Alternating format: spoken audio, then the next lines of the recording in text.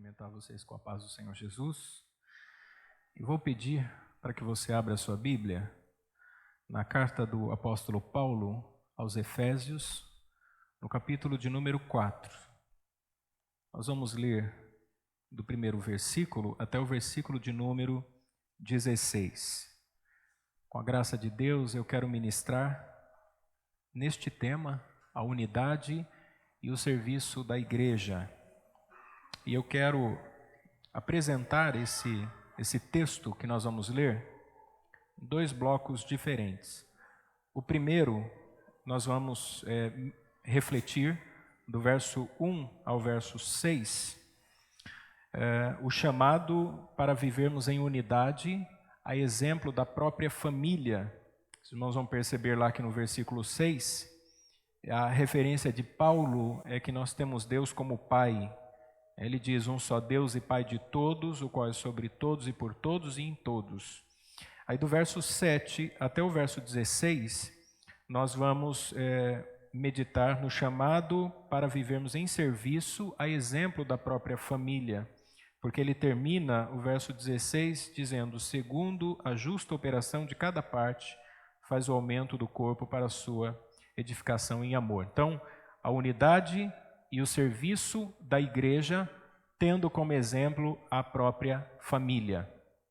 Efésios capítulo 4 diz assim: rogo-vos, pois, eu, preso do Senhor, que andeis como é digno da vocação com que fostes chamados, com toda humildade e mansidão, com longanimidade, suportando-vos uns aos outros em amor, procurando guardar a unidade do Espírito pelo vínculo da paz. Há um só corpo e um só Espírito, como também fostes chamados em uma só esperança da vossa vocação. Um só Senhor, uma só fé, um só batismo, um só Deus e Pai de todos, o qual é sobre todos e por todos e em todos. Mas a graça foi dada a cada um de nós, segundo a medida do dom de Cristo.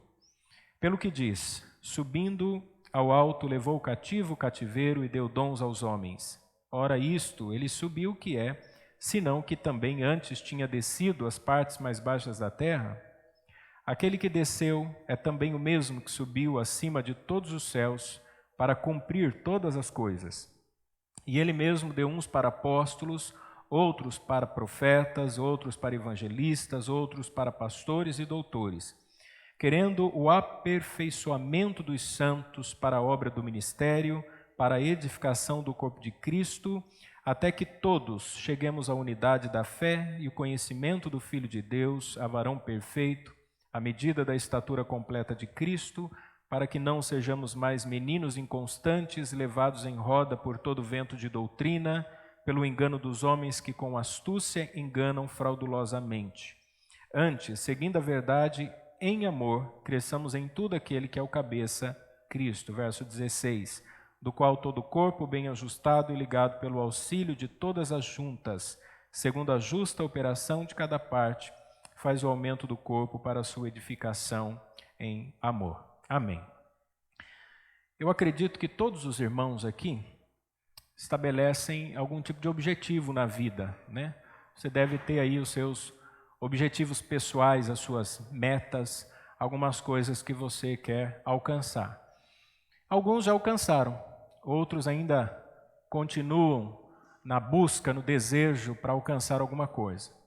Pois bem, nós estamos acostumados a esse tipo de comportamento, de trabalhar troca do salário.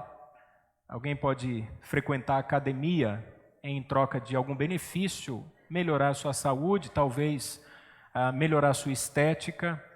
Você vai ao shopping procurando, como bem disse o presbítero William na ministração, entretenimento. Você vai à feira, vai ao supermercado fazer compras, enfim.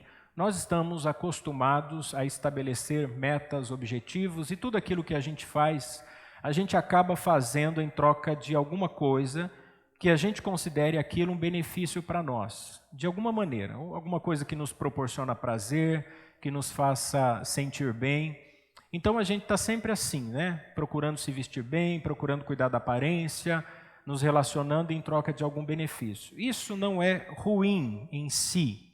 O problema é quando essa mentalidade que a gente tem de benefício atinge o conceito de igreja. E aí a gente começa a questionar o que é que a igreja pode nos proporcionar como uma espécie de benefício. Então a gente pensa em ensino, pensa na música, pensa na agenda da igreja, pensa no acolhimento da igreja, pensa na comunhão com as pessoas da comunidade que a gente vai fazer parte, mas a gente se esquece de um detalhe. Nós não podemos viver na intenção do venha a nós, nós temos também que nos doar. E aí é que eu faço a pergunta: por que razão você congrega nessa igreja? Por que você decidiu ser membro desta comunidade, ser membro desta igreja? A palavra de Deus nos ensina que a vontade de Deus deve estar acima dos nossos interesses. E nós vivemos numa sociedade que ensina o contrário, né? A sociedade ensina que você deve buscar cada vez mais benefícios, que você deve pensar em você em primeiro lugar. Então, o comportamento da igreja acaba sendo uma contramão a tudo aquilo que a sociedade proporciona, a contracultura. Então, a cultura diz assim, ó, você tem que buscar, você tem que alcançar, você tem que ser, porque você merece. E aí você se depara com a realidade do Evangelho que diz que Deus é quem merece toda glória, todo louvor, toda adoração, que Deus é tudo em todos, que Ele é Pai, que Ele é sobre todos, é que Ele quem atua, é Ele quem faz e é Ele que nós reconhecemos como o Senhor soberano em tudo na nossa vida. Então a gente se depara com essas duas realidades. Uma, nós somos acostumados a buscar algum tipo de benefício. Segunda, a igreja é chamada para servir. A igreja não é chamada para buscar, a igreja é chamada para servir. E é por isso, irmãos, que nessa noite eu quero me basear nesse texto afetuoso do apóstolo Paulo, essa carta de Paulo, sobre como deve ser o comportamento da igreja, a sua unidade e o seu serviço, tendo como base a própria família. Porque a igreja nada mais é do que o reflexo daquilo que nós vivemos em família. O papel que nós desenvolvemos aqui é exatamente aquele que nós temos como conceito de família. Já sabia disso ou não? As pessoas que geralmente causam problemas na igreja, eu digo problemas relacionais, são pessoas que têm dificuldades relacionais dentro da própria ambiência familiar. Se você pegar alguém que você conheça que tenha dificuldades na igreja, você vai ver que essa pessoa tem dificuldade dentro de casa. Porque, na verdade, a igreja é uma extensão da sua própria convivência familiar. Então, você reproduz no convívio da igreja, no convívio da comunidade de fé, aquilo que você é dentro da sua realidade familiar. Então, não tem como você ser uma pessoa lá na sua casa, na sua vida comum, rotineira com as suas atividades, e você ser outra pessoa aqui. Você até pode desenvolver aspectos, né? De repente fala assim, mas em casa é uma pessoa tão nervosa, uma pessoa brava, é uma pessoa tão desagradável, na igreja sorri para todo mundo, cumprimenta, mas você terá as mesmas dificuldades de relacionamento aqui na igreja como você tem na sua casa. É por isso que os filhos, eles reproduzem aquilo que os pais são. Então, o exemplo parte para Paulo dentro da própria convivência familiar. Então, os filhos vão aprender com os pais e eles vão reproduzir isso. Então, vamos ver, meus irmãos, o que é que o apóstolo Paulo fala para nós sobre a vida em unidade, a exemplo da própria família. Vejam no verso 1 e no verso 2, Paulo começa usando uma metáfora hebraica para caminhada. Ele diz assim, olha, irmãos, vivam de maneira digna da vocação que vocês receberam. Em algumas versões vai falar caminhem, né? Ou andem de maneira digna. Por quê? Porque Paulo está usando uma metáfora, dizendo que a vida é dinâmica, que a vida é como uma caminhada, é como andar. Então nós somos chamados para essa vida cristã, para essa unidade, de maneira digna da vocação que nós recebemos. E essa daqui é uma imagem que vai percorrer toda a carta aos Efésios. Porque para Paulo, as nossas realizações não podem estar acima das nossas relações. Aquilo que nós desejamos ser ou ter não pode estar acima daquilo que nós somos e da maneira como nós nos relacionamos. A igreja não pode ser um centro de entretenimento cujo objetivo é potencializar as pessoas para alcançarem aquilo que elas desejam. Mas a igreja é uma vida comunitária onde as pessoas renunciam ou se abnegam dos seus interesses pessoais para poder viver todos no mesmo nível e se suportarem. A igreja é o lugar onde pessoas de diferentes formações, tradição, família, costume, linguagem, perfil, o estereótipo, onde essas pessoas se ajustam para conviverem e comungarem a fé e glorificarem a Deus. Então, isso é muito importante e nós temos que aprender com Paulo. E ele entende, irmãos, que tanto as nossas conquistas, estas também não podem estar acima da nossa conduta. Vejam, aqui a gente já derruba a ideia da pregação triunfalista, que o crente verdadeiro é aquele que alcança, é aquele que faz, é aquele que determina, é aquele que se apropria, uma vez que não, que o que é mais importante, não que você não deva buscar realizações na sua vida, mas o mais importante é a sua conduta.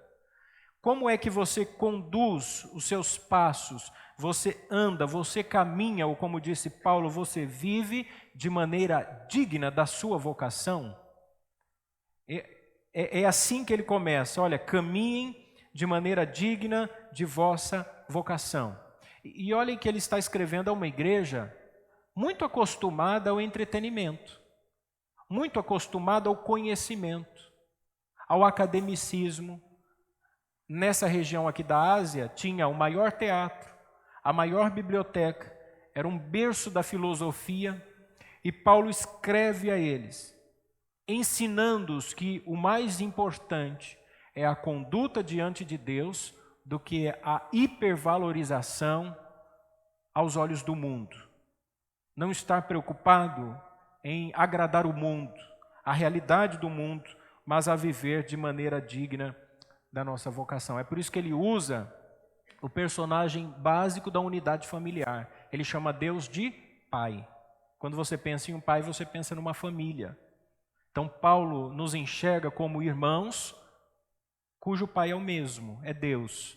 Então nós somos todos filhos e estamos convivendo ou vivendo juntos essa unidade que ele vai agir através do Espírito. Do verso 3 ao verso 6, ele vai nos ensinar a como é que nós vamos participar agora. Então, Deus quer a unidade. Como que eu vou viver essa unidade? A exemplo da minha própria família, ele diz assim: façam todo o esforço para conservar a unidade do Espírito pelo vínculo da paz. Perceberam? Todo o esforço, a participação de cada um de nós de maneira individual. Eu sei que você tem as suas ideias, seus costumes, você pensa a respeito das coisas de maneira diferente do irmão que está do seu lado. Mas como é que nós vamos viver essa unidade? Nos esforçando.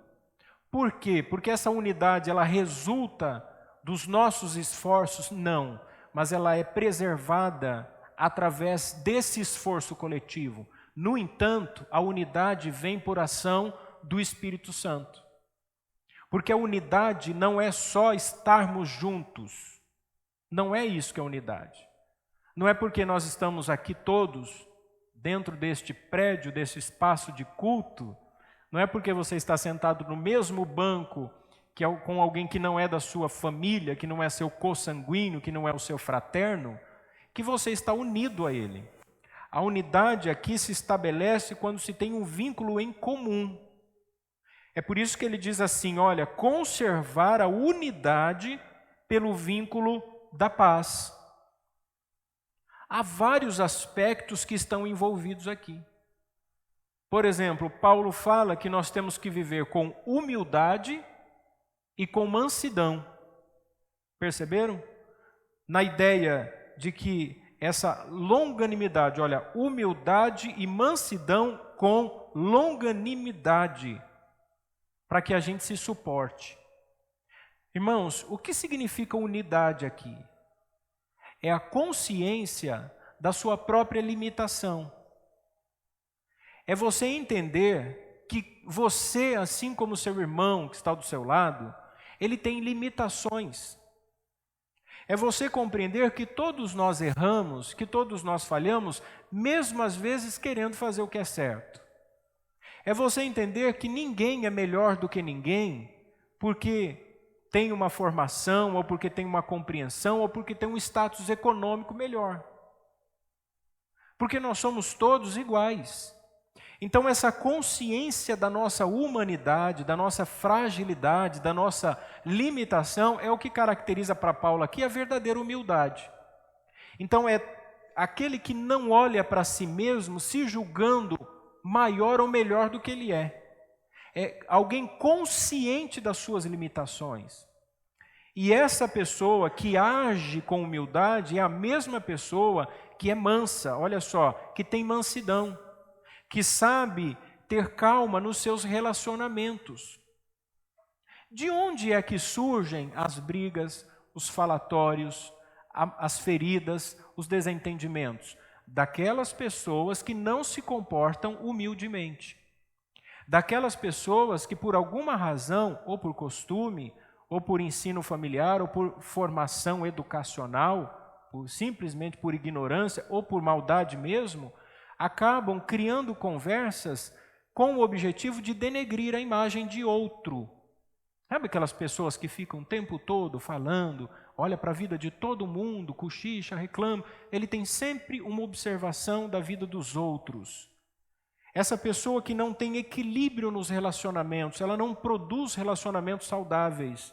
Essa pessoa, ela rompe esse vínculo da paz que o Espírito Santo estabeleceu para a unidade da igreja. É por isso que Paulo, escrevendo aos Tessalonicenses, ele disse assim, não extingueis o Espírito. A ideia dele é, quando a igreja se reúne como assembleia, não pode virar uma celeuma, todo mundo brigando, xingando. Vocês extinguem o Espírito, vocês não deixam o Espírito atuar entre vocês. O Espírito Santo está aqui, ele habita em nós, e o seu vínculo pacifica a estrada do relacionamento. Então, à medida em que nós nos relacionamos, o Espírito Santo vai estabelecendo vínculos. Quando nós não agimos com humildade, com mansidão, o que é que nós fazemos? Nós começamos a construir muros e rompemos a unidade da igreja. É por isso que Paulo diz assim, olha, vocês devem ter humildade e mansidão com longanimidade, longo ânimo. É como alguém que vai prender a respiração para o mergulho, e esse mergulho é demorado. Você tem que segurar o fôlego por muito tempo. Paulo está dizendo, a vida na igreja não é uma vida fácil, mas se vocês tiverem humildade e mansidão, com ânimo longo, com uma grande paciência para suportar as arbitrariedades, o contraditório, se vocês fizerem isso, vocês vão suportar uns aos outros, ou suportear, como diz um pastor amigo meu, ser literalmente um suporte. Você vai sustentar as pessoas mais fracas, você vai ajudar as pessoas mais fracas, você não vai escandalizar a igreja, mas você vai ajudar na unidade e no vínculo da paz que é proporcionado pelo Espírito Santo. Isso aqui, irmãos, é maravilhoso, porque ao mesmo tempo em que a salvação vem de Deus, isso é o que a gente chama de monergismo, é só Deus quem atua para salvar, o relacionamento e a preservação da unidade é o sinergismo da igreja. É essa ideia de que todos nós, de mãos dadas, atuamos para uma causa em comum. A igreja não pode ser um lugar onde as pessoas vêm, assistem o culto, saiu dos portões, ele vai viver na casa dele, na vida dele, sem nenhum interesse mais com a comunidade. Não pode. Porque senão você é um desviado que vem ao culto. Você não pode ser uma pessoa que se exime às responsabilidades, fala assim, eu não tenho compromisso com a realidade da igreja. A igreja é o lugar onde eu vou para... Não, não é assim. A igreja é um lugar onde nós literalmente convivemos, nós vivemos juntos, sabendo das necessidades, como eu compartilhei aqui no começo, vivendo as dores dos nossos irmãos, vivendo e chorando juntos se necessário, nos preocupando. Às vezes a demanda é grande, e eu falo isso como pastor, você não consegue estar na casa de todo mundo, ligando para todo mundo, querendo saber o que acontece. E até porque nós temos limitações físicas, emocionais, psicológicas também. Precisamos cuidar disso. Não é à toa que muitos pastores vão a Pinel aí, eles piram, porque não conseguem ter esse equilíbrio. Agora, o que é que Paulo está dizendo? É que nós temos que sempre ter humildade, mansidão, com longanimidade para nós nos suportarmos. Isso aqui, irmãos, é a busca da unidade da igreja. Uma música antiga diz assim: podemos caminhar juntos, mesmo não sendo iguais, mas eu posso compreender você, pois somos filhos do mesmo Pai. Irmãos de sangue são diferentes. Quem tem 2, 3 filhos sabe do que eu estou dizendo. Os filhos são diferentes, mas eles se amam como irmãos quando existe a unidade familiar. Quando não existe, eles brigam que nem cachorro, não é assim? Mas quando há exemplo do próprio pai, os filhos se espelham, eles passam a amar uns aos outros, porque existe a unidade. Então, ter tudo em comum é o viver diário. Isso que é unidade. É no dia a dia da igreja. Isso é importante. Se você ler Atos 2, 44, diz assim: todos os que estavam juntos tinham tudo em comum. Notem, não é o fato de estar junto que tinha unidade na igreja primitiva, mas é o fato deles terem tudo em comum. Tudo convergindo por um mesmo objetivo. Todo mundo trabalhando na mesma direção. Todo mundo querendo alcançar a mesma meta. Todo mundo caminhando na mesma direção. Todo mundo focado e olhando para Jesus, que é o autor e consumador da fé. Nosso exemplo, e a Ele que nós nos espelhamos. É por isso que tem a expressão: façam todo o esforço. Pastor, então, para que a gente viva em unidade na igreja, é necessário desprender esforço. Sim, igreja não é um self-service. Quando você levanta domingo de manhã para vir para a igreja, mesmo contra a sua vontade e a sua disposição física, você está fazendo um esforço pela unidade dessa igreja. Quando você chega na terça-feira cansado do serviço, e você chega na reunião de oração, como alguns irmãos chegam às vezes 10, 15 minutos atrasados, mas fazem questão de estar, e eles desprenderam esforço para vir. Talvez você diga assim: pastor, eu não venho, mas eu podia. Você não está desprendendo esforço. Pastor, eu estava sentado conversando na calçada, eu estava assistindo televisão. Porque você não aprendeu a desprender esforço. Esforço impõe vontade. É alguém que caminha ou que se esforça nessa direção. Vocês perceberam que a igreja ela não tem um luminoso escrito assim, venha e usufrua das bênçãos de Deus. A gente não tem isso aqui. Porque a gente entende que a igreja é o lugar que mais é parecido com um campo de batalha do que com um supermercado, onde você entra e pega aquilo que você precisa e vai embora. O púlpito da igreja é o lugar de onde Deus instrui sua igreja. Ou como dizia João Calvino, é o trono de onde Deus governa sobre o seu povo. E não é um balcão de produtos como de muitas igrejas se transformou. Onde existe barganha, troca de favores. No entanto, erra aquela pessoa que, frequentando as igrejas neopentecostais, pensam que pelo seu muito esforço, pelas suas campanhas, pelos seus rituais, pelos objetos, pelos nichos que ela compra, que ela pega na igreja, os ritos que ela faz, os dízimos e os boletos que ela paga, ela está errada, tanto quanto aquele que, tendo consciência da verdade do Evangelho, simplesmente cruza os braços e diz assim: eu gosto daqui, mas eu não faço nada. Porque não entrou na mente dessa pessoa, talvez, a ideia de que ele precisa planejar, dentro da sua realidade diária, o compromisso com a comunidade. Porque nós somos dotados de um espírito que vem do catolicismo ainda. A igreja é o lugar da missa. Tem crente que vem na missa, ele não vem no culto. Por isso que ele diz assim, assistiu um culto, ele não cultuou. É igual assistir televisão, ele ficou sentado, ele assistiu tudo o que acontecia, mas ele não foi edificado, ele não foi consolado, ele não foi exortado. Como que eu sei disso? Quando não há mudança. Se você disser para mim que a sua vida não tem tido mudanças significativas, eu respondo para você, há algo muito sério que compromete o seu cristianismo. Talvez você tenha se acostumado à religião. Então, a unidade e esse vínculo que o Espírito produz, para ele se manter, exige o desprendimento de esforço. Façam todo o esforço. Pessoas que sempre procuram coisas boas. Ah, não, eu vou numa igreja que tem a melhor pregação, técnica de pregação, ou porque tem a melhor música, ou a melhor banda, ou o melhor ministério, ou porque a igreja é assim, o assado.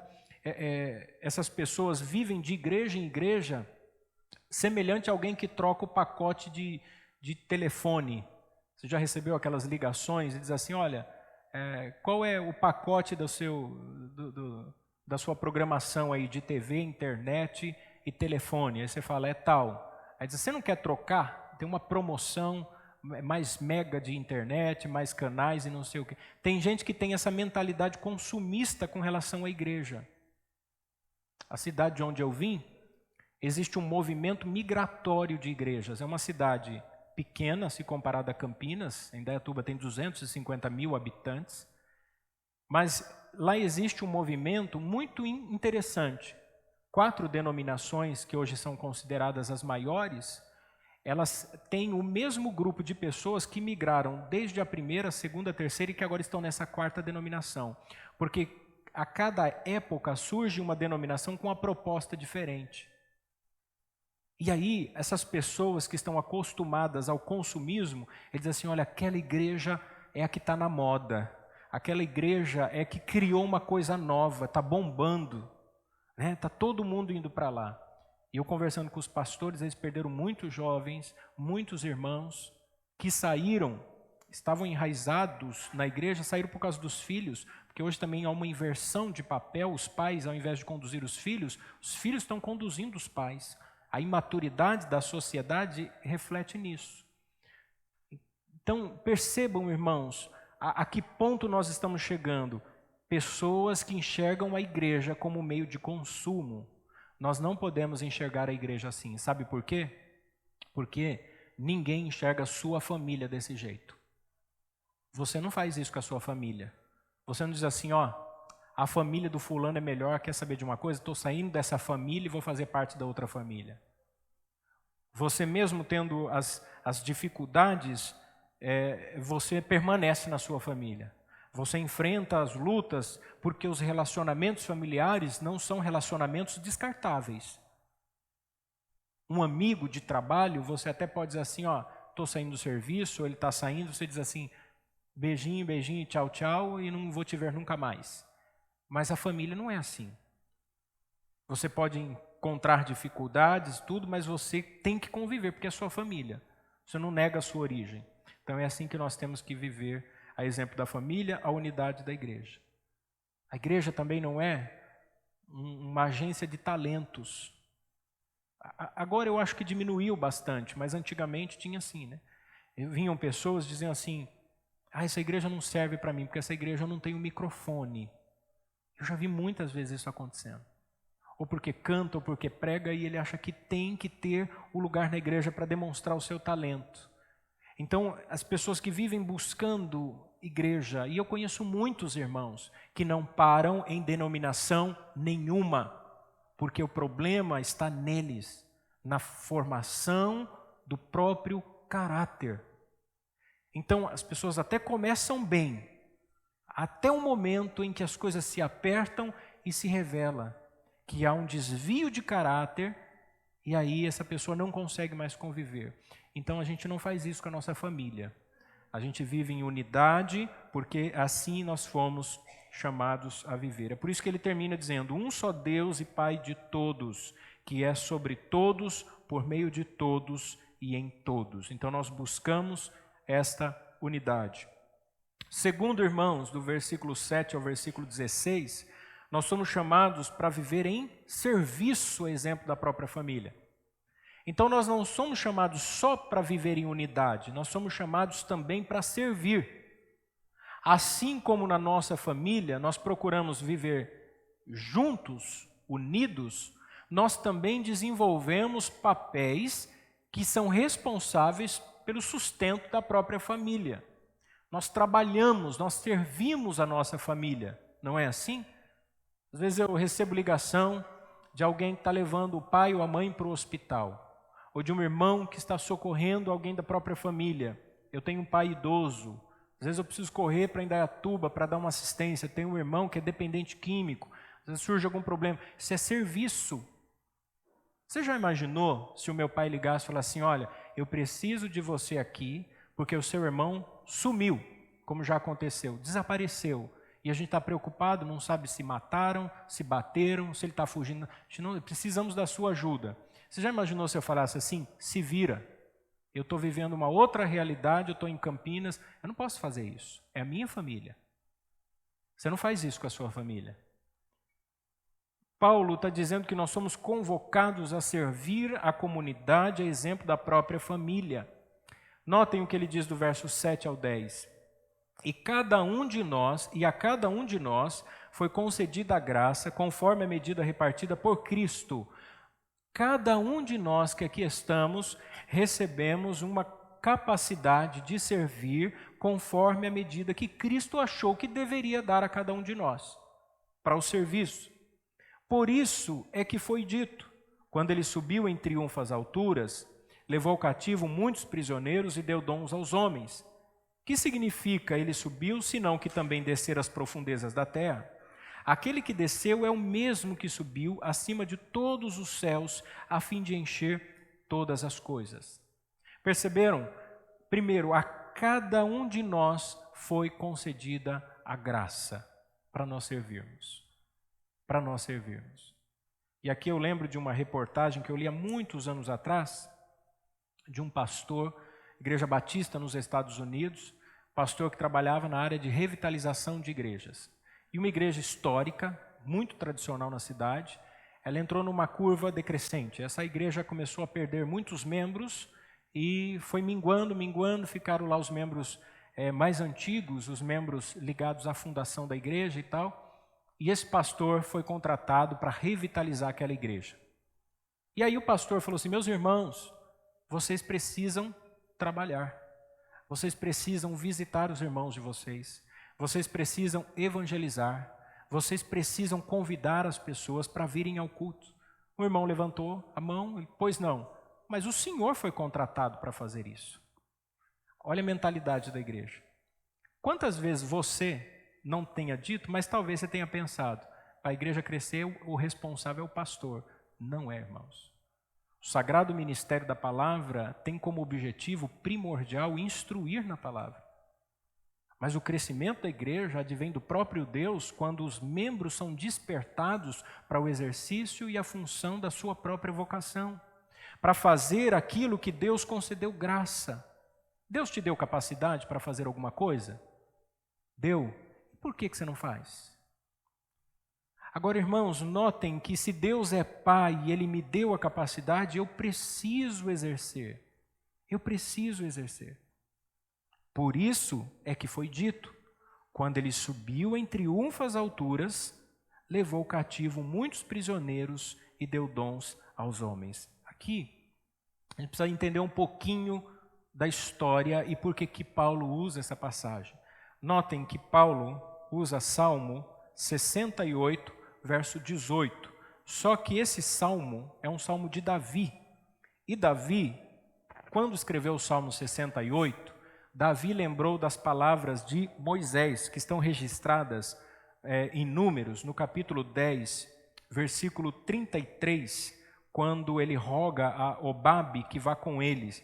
E olha só o que diz, Números 10, 33 ao 35 diz assim: Assim partiram do monte do Senhor, caminho de 3 dias, e a arca do concerto do Senhor caminhou diante deles, caminho de 3 dias, para lhes buscar lugar de descanso. E a nuvem do Senhor ia sobre eles de dia, quando partiam do arraial. Era, pois, que partindo a arca, Moisés dizia: Levanta-te, Senhor, e dissipados sejam os teus inimigos, e fujam diante de ti os aborrecedores. Isso daqui era uma atitude de Moisés, dizendo que Deus era digno dos dons. Ele motivava o povo a seguir marchando no deserto, quando colocava-se diante deles a arca da aliança, que era o símbolo da presença de Deus, e ele então dizia: Levanta-te, Senhor, porque ninguém poderia derrotar aquele povo se ele estivesse unido. Por isso que Davi, escrevendo o Salmo 68, do versículo 17 ao versículo 18, disse assim: Os carros de Deus são 20 milhares, milhares de milhares, o Senhor está entre eles, como em Sinai, no lugar santo, lembrando de Moisés convocando o povo, milhares de milhares, Deus está com vocês. E aí ele diz assim: Tu subiste ao alto, levaste cativo o cativeiro, recebeste dons para os homens e até para os rebeldes, para que o Senhor Deus habitasse entre eles. Paulo sabe tanto da passagem de Números quanto do Salmo de Davi. O que é que Paulo faz? Paulo diz o seguinte: olha, Cristo desceu das alturas e ele veio à terra. Cristo Deus nos deu o exemplo. Quando e como Cristo se humilhou? Quando ele encarnou e foi crucificado. Quando ele morreu e foi sepultado. Ele desceu. A nossa realidade, a nossa terra, o lugar onde nós pisamos e habitamos. Cristo que habita nas alturas, desceu até nós. Sabia que a palavra Hades, a sua tradução, uma delas, é lugar dos mortos ou sepultura. No credo apostólico, a palavra Hades depois foi mudada pela palavra inferno.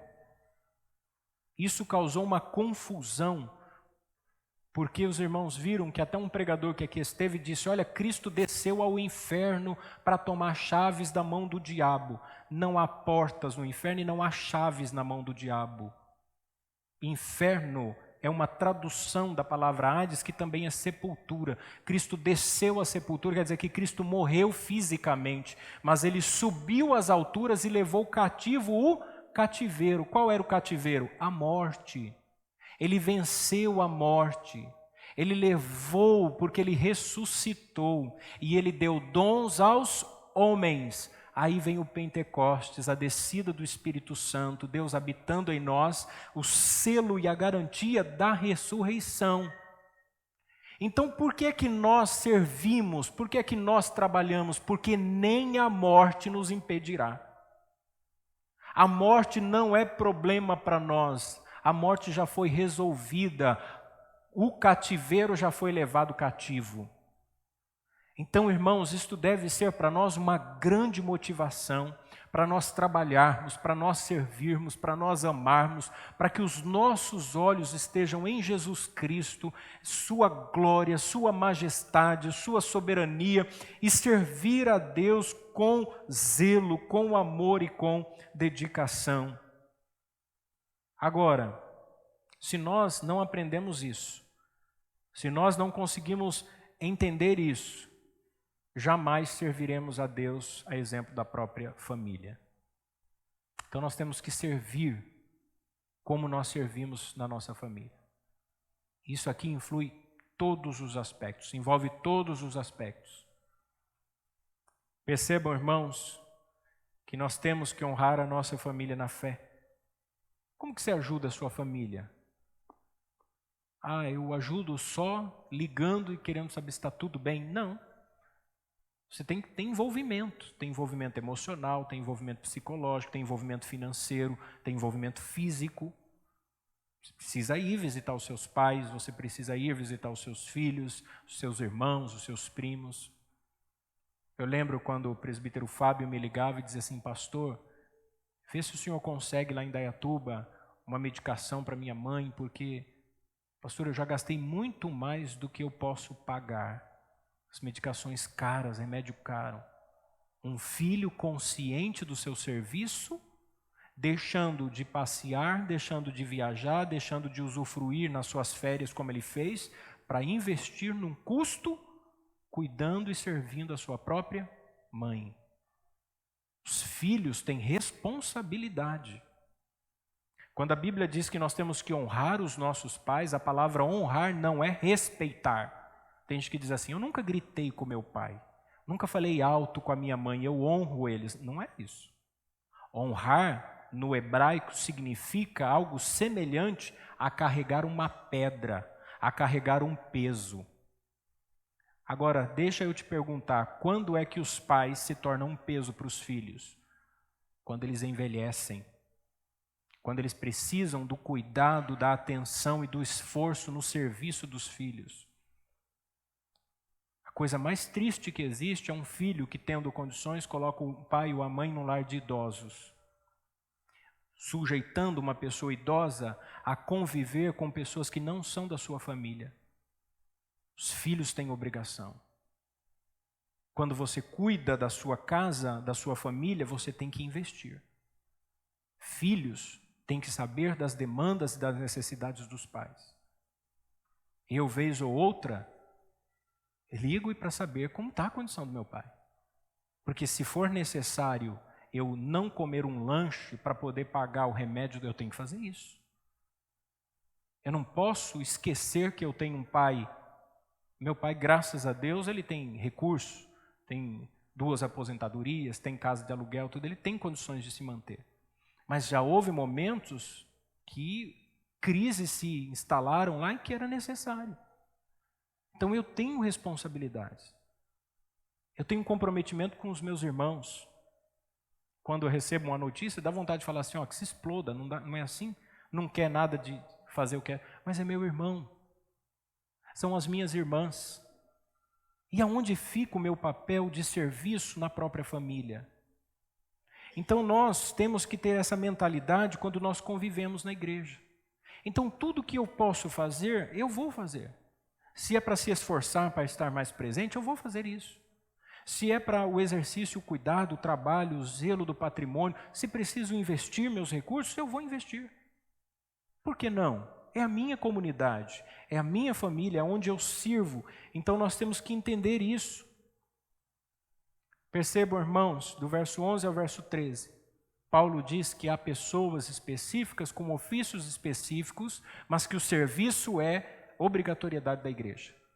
Quais são as funções? Ele diz assim, olha, Deus designou alguns para apóstolos, outros para profetas, outros para evangelistas e outros para pastores e mestres. Com o fim, qual é o objetivo do ofício? Preparar os santos para a obra do ministério, para que o corpo de Cristo seja edificado, até que todos alcancemos, olha aí de novo, a unidade da fé e do conhecimento do Filho de Deus, e cheguemos à maturidade, atingindo a medida da plenitude de Cristo. Então é uma progressividade no processo de santificação, é um crescimento. Na sua família deve ter aquele que melhor cuida da manutenção de casa, não é assim? Sempre tem uns filhos, tem um que se quebrar um chuveiro, se tiver que fazer uma manutenção na casa do pai, o pai fala assim, eu vou ligar para o meu filho tal, porque ele é melhor nessa área. Eu estou pintando a casa da minha sogra.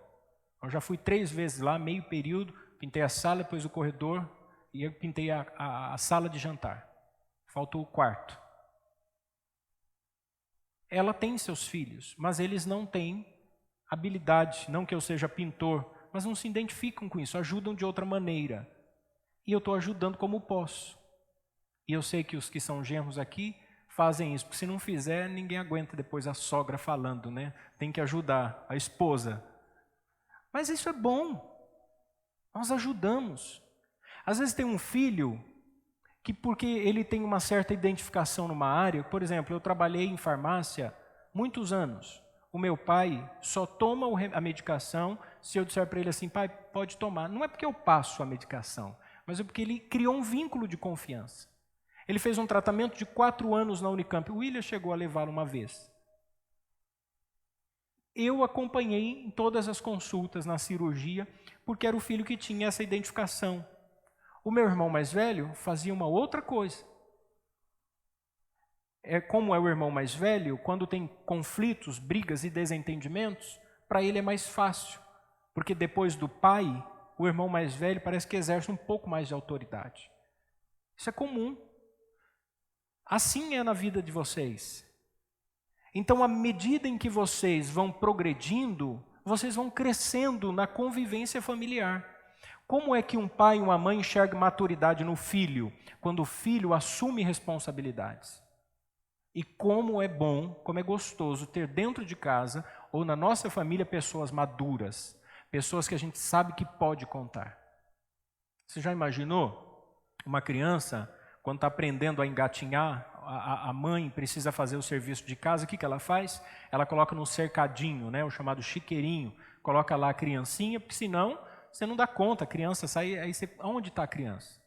Agora você imagina, está ali, com 18 anos, alguém chega na sua casa e fala, cadê seu filho? Meu filho está no chiqueirinho, aí está lá um adulto.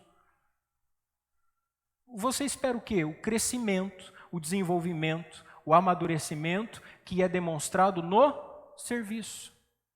Quantos pais, quantas mães não lamentam a infantilidade ou imaturidade dos filhos? Choram, porque filhos, às vezes casados, dão mais trabalho do que eles podem imaginar.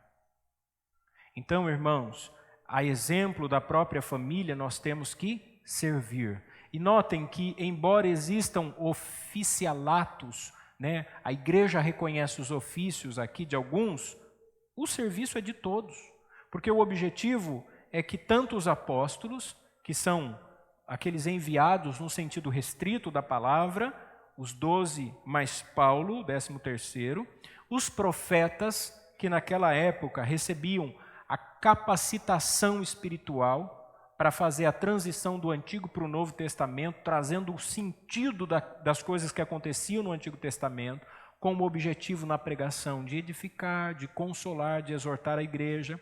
Os evangelistas que recebiam essa capacitação para proclamar o evangelho, que arrastavam multidões. E notem que um deles aqui, pastores e mestres, estão empregados em conjunto, porque na mente de Paulo, todo pastor deveria ser um ensinador. É esse o papel principal e primordial da igreja. Pastor não é coaching, pastor não tem que se preocupar com psicologia, pastor não tem que se preocupar com psicanálise, pastor não tem que se preocupar em ser um administrador, pastor não tem que se preocupar em ser um assistente social, o pastor tem que, antes de tudo, ser um homem comprometido com as Escrituras. Porque o que a igreja precisa é ser edificada na palavra de Deus. E à medida em que nós conhecemos a palavra, nós amadurecemos. Por isso que antigamente o pastor era chamado daquele que exercia o sagrado ministério da palavra, né? Eu lembro que no início da minha conversão, um pastor entrava na igreja, os irmãos eram de uma reverência assim, ao pastor. Eu tenho uma foto com o meu primeiro pastor que me batizou, que eu guardo com muito carinho. A foto, o pastor me abraçou no culto de recepção depois do meu batismo. Eu fui ministrar numa igreja de confissão reformada, uma igreja tradicional, e eu confesso aos irmãos que eu fiquei impressionado com a postura das pessoas daquela igreja. Uma igreja 4 vezes maior que essa. O pastor, quando terminou a pregação, eles dão um tríplice amém, sabe? Amém. E faz 3 vezes. O pastor falou para mim assim, chamam de reverendo. Reverendo Luiz, por favor. Eu desci a escada do púlpito, fui atravessando o corredor, e à medida em que eu ia passando, e eu achei tão engraçado até, os irmãos iam se levantando depois de mim. E eu fiquei impressionado com aquilo. E eu falei para ele, como? Ele falou, não, isso já é a postura da igreja. As pessoas já são educadas assim. Irmãos, quando a gente olha para as igrejas que entenderam a importância do chamado, do ministério, de uma liderança pastoral, essas igrejas, e não é uma igreja que o culto, a liturgia do culto é melhor do que a nossa. Ao contrário, eu acho que tem coisas que são até um pouquinho cansativas. Como é que essa igreja tem, por exemplo, 40 jovens, se não tem entretenimento nessa igreja? Como é que essa igreja tinha lá anciãos e ao mesmo tempo criancinhas assistindo o culto? E sabe o que o pastor me ensinou? Que isso é resultado de muitos anos de trabalho e educação na palavra de Deus. Se você hoje é instruído na palavra, você transmite isso aos seus filhos. Se você viver a palavra, os seus pequenos filhos vão se espelhar em você. São eles que serão os juniores, os adolescentes, os jovens, é quem vai casar depois. Se você não viver como exemplo, você perde os seus filhos e a igreja não tem jovens. É o que tem acontecido com muitas igrejas, até da nossa denominação. A luta, porque gerações antigas não preservaram o ensino, e aí, irmãos, a exemplo da própria família, vão se perdendo. Como é que as pessoas deveriam exercer o ensino? E a gente sempre que apresenta crianças, a gente lê Provérbios 22:6. Ensina a criança no caminho em que deve andar. Como que você entende essa passagem? Filho, o caminho é aquele ali, ó. Não é isso. A Bíblia não diz ensina a criança o caminho em que deve andar. Ela diz ensina no caminho. Filho, anda comigo, me segue, caminha junto. Porque discipular não é dar o curso para batismo. Discipulado é a vida toda. Aliás, discípulos eram aqueles que caminhavam com os seus mestres. Por isso que Paulo começou dizendo assim, ele disse que a gente tem que caminhar, capítulo 4, rogo-vos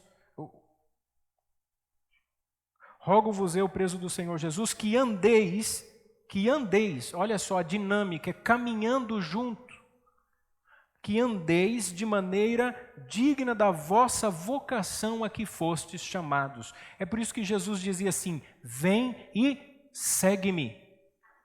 Quando você veio para a igreja, você veio para quê? Para seguir a Jesus. Então, se você não se envolve, você não está seguindo a Jesus.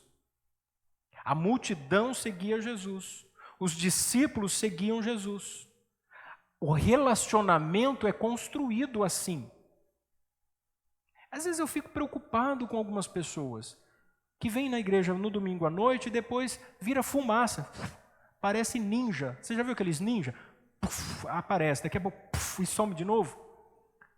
Ou às vezes aparece uma vez ou outra. Meus irmãos, Jesus Cristo nunca andou sozinho. Até mesmo no Getsemane, quando Jesus subiu no jardim da aflição, ele disse assim, fiquem aqui, eu vou adiante orar. Mas tinha gente com ele lá, seus discípulos estavam lá. Jesus na transfiguração, tinha gente com ele. Jesus nunca estava sozinho. Nós precisamos de relacionamentos, a igreja é o meio pelo qual Deus nos edifica, nos dá amadurecimento. É isso que nós precisamos aprender. Então, irmãos, nós somos chamados a viver o serviço a exemplo da própria família. No verso 14, o verso 16, para nós concluirmos, a gente entende que o propósito, disse Paulo, é para que nós não sejamos mais como criança. Por que a gente tem que viver como igreja? Para crescer, para amadurecer. Você já viu uma criança que vem de um relacionamento fragilizado, perdeu o pai ou perdeu a mãe, um acidente, uma morte, alguma coisa que aconteceu, um divórcio? Ou uma criança que sofria abuso, sofria maus tratos, uma criança que cresceu num ambiente de violência, o pai batia na mãe, ou numa região de periferia, o índice elevado de imoralidade, tráfico de drogas, enfim, essa criança, ela cresce com comportamentos desvirtuados, com comportamentos errados. Por quê? Porque ela aprende no ambiente em que ela é condicionada. É por isso que a gente tem que instruir, inculcar os nossos filhos a palavra de Deus. Eles não vão aprender por si só. Se o pai ou a mãe não tiver como prioridade demonstrar isso dentro de casa, ele não conseguirá inculcar seus filhos a palavra de Deus. E essas crianças, elas causam problemas, porque elas não crescem, porque elas não amadurecem. Um filho imaturo dá trabalho para o pai e para a mãe, porque ele tem comportamentos que desgastam. Quantos pais que às vezes falou assim para o filho, diz assim, ó, esse relacionamento está errado. E o filho fala o quê? Eu quero. Aí vem filho, uma gravidez, ou alguma coisa acontece, depois briga, separa, sobra para quem? Para o vô e para a avó. Não é assim que acontece? Porque os filhos imaturos não ouvem. No entanto, há filhos que impressionantemente são organizados e centralizados, que o pai e a mãe são assistidos no momento da necessidade por um filho bem economicamente, por um filho que está bem organizado na vida. Isso é maravilhoso, maravilhoso. Olha um exemplo, a irmã Josina. A irmã Josina, com 92 anos, ela é analfabeta. Essa semana passada ou retrasada, nós fomos visitá-la. Se você ver o zelo que o filho tem com ela, só que ele é um filho que tem condições de proporcionar isso. Um filho que tem uma boa estabilidade financeira, que mora num bom lugar, mas que não só isso, ele cuida. Notem, meus irmãos, o que eu estou querendo dizer? Que quando nós estamos na convivência da igreja como família, e nós não nos preocupamos no amadurecimento e no crescimento, esses membros vão dar problema para nós lá na frente. Porque esses membros, disse Paulo, são como crianças. E o que as crianças fazem? Ele diz aqui, são levados de um lado para o outro pelas ondas, são jogados para lá e para cá por todo vento de doutrina e pela astúcia e esperteza dos homens que induzem ao erro. Olha só as figuras que ele utiliza aqui. Ondas, ou seja, vai sofrer um naufrágio em qualquer momento, ou um vento impetuoso, um vento de doutrina. Quinta-feira nós tivemos um vento aqui assustador, não foi? Parecia que ia arrancar o telhado da igreja. Um vento que trouxe sujeira, folha para tudo que é lado, e uma chuva, e ficou todo mundo trancado aqui, um desespero. Irmãos, se as pessoas não têm a maturidade na vida espiritual, não têm conhecimento bíblico suficiente, quando vem o vento de doutrina, leva embora. E aí a gente vê a pessoa, uma hora está na igreja, outra hora está no mundo. Uma hora está aqui na igreja, outra hora está no espiritismo. Uma hora está aqui na igreja, outra hora está no catolicismo. Uma hora volta para a igreja e de repente está numa balada. Não tem maturidade, não consegue decidir por si mesmo. É infantil. Então, nós temos que buscar o crescimento, buscar a maturidade. Antes, disse ele, seguindo a verdade. Olha só a dinâmica, caminhando, andando, seguindo. Você vai olhando atrás do quê? Da verdade. Você busca a verdade em amor. Cresçamos em tudo naquele que é a cabeça. E ele conclui dizendo, Cristo. Este é o nosso objetivo, crescer. O meu desejo, nós já estamos no mês de novembro, é que você consiga pensar um pouquinho sobre o ano de 2019 e que no nosso culto de ações de graça você possa dizer assim, pastor, eu cresci em 2019, eu amadureci em 2019, a minha vida espiritual é melhor do que era em 2018. Em 2019, eu tive muitas experiências com Deus. Em 2019 eu conheci muita coisa sobre Deus. Em 2019 eu fui muito edificado, a minha família é outra, os meus filhos são outros. Olha como eu cresci em 2019. 2019 impactou a minha vida. Foi o ano da virada. Não é assim que as pessoas dizem? Esse é o meu desejo. Que você faça uma análise e que você entenda, porque não é possível que você tenha perdido mais um ano da sua vida, da sua existência. E você diga assim: eu não cresci, eu não amadureci, eu não orei mais, a minha vida não melhorou. E eu lamento, porque 2019 nunca mais vai voltar. É por isso que a gente tem que aproveitar cada oportunidade. Nunca desdenhar das oportunidades que Deus nos dá. 2020 vai começar, que seja o ano então da mudança na sua vida. Sabe, irmãos, para a gente alcançar alguns objetivos, não basta você dizer assim, eu creio, e ficar de braços cruzados. Isso não existe. Pensa num atleta de alta performance. Esse atleta, ele precisa de duas coisas. Primeiro, disciplina no que é necessário. Segundo, ele precisa se abster do desnecessário. Não é fácil se alimentar corretamente. A gente gosta de chocolate, gosta de lanche, gosta de comer gordura. Eu adoro tomar refrigerante, chupar sorvete, comer doce. Agora, se eu não tiver disciplina e ficar comendo isso todo dia, me empanturrando de coisas que fazem mal, daqui 10, 15, 20 anos, eu vou ter sérias complicações de saúde e vou ser mais um número no prontuário da PUC, do Mário Gatti, porque eu não tive disciplina. Então, o que é necessário? Ter disciplina. Eu não gosto de comer certas coisas, brócolis, mas eu tenho que comer. A Joana, que é a criança, adora. E eu tenho que ficar brincando que o brócolis é uma árvore em miniatura para ver se eu engano meu cérebro. Aprender a comer, disciplina. Nós removemos refrigerante. Ninguém toma mais refrigerante, já faz mais de um ano. Toma assim às vezes na casa dos irmãos, se eu morrer, a culpa é de vocês. Às vezes a gente vai fazer uma visita, toma uma Coca-Cola, né? Não é assim? Mas em casa só suco natural. De preferência maracujá e abacaxi. Eu falei, Patrícia, você já estudou as frutas? Será que não vai causar uma doença em nós, não? Eu, tanto maracujá, já estou vivo com sono, encosta e dorme. E abacaxi é muito ácido. Mas a gente coloca bastante água. Mas tem que ter disciplina. Tem que comer proteína, tem que ingerir, tem que comer castanha. É caro, compra amendoim.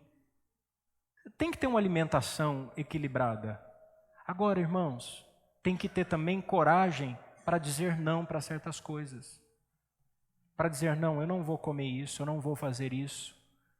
A vida espiritual não é diferente. É fácil você orar todos os dias? Claro que não. Mas você tem que orar. Você tem que dobrar os seus joelhos. Mas pastor, é terrível. Eu sei que é. Mas você tem que fazer. Você tem que, dentro do seu planejamento diário, se é que você tem, se você não tem, faça. Porque quem não tem um planejamento não vai fazer nada mesmo. Tem que tirar lá 10, 15 minutos para orar. Tem que ler a sua Bíblia, como disse o William, nem que seja uma página por dia. Tem que se fazer um esforço nesse sentido, para você chegar no final de 2020 e dizer assim, não, esse ano foi melhor. Eu não li a Bíblia toda. Eu ainda não sou um homem ou uma mulher de muitas horas de oração, mas olha, eu melhorei, eu tive um progresso, eu cresci, foi bom.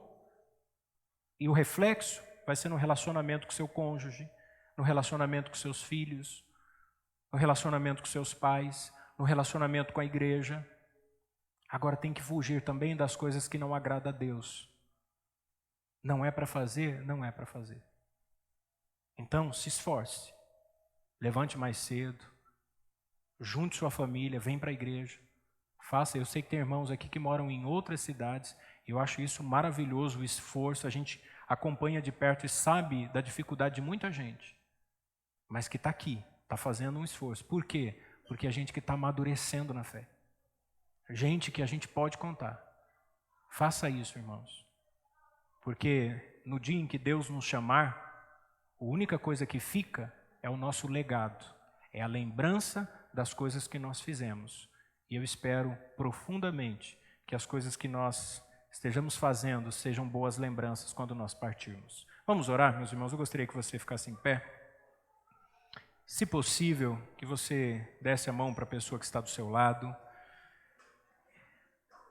e que você orasse por sua vida, pedindo a Deus que te dê crescimento, que te dê amadurecimento, mas que você também orasse pela pessoa com quem você está aí junto, de mãos dadas, que você peça a Deus que trabalhe na vida do seu irmão.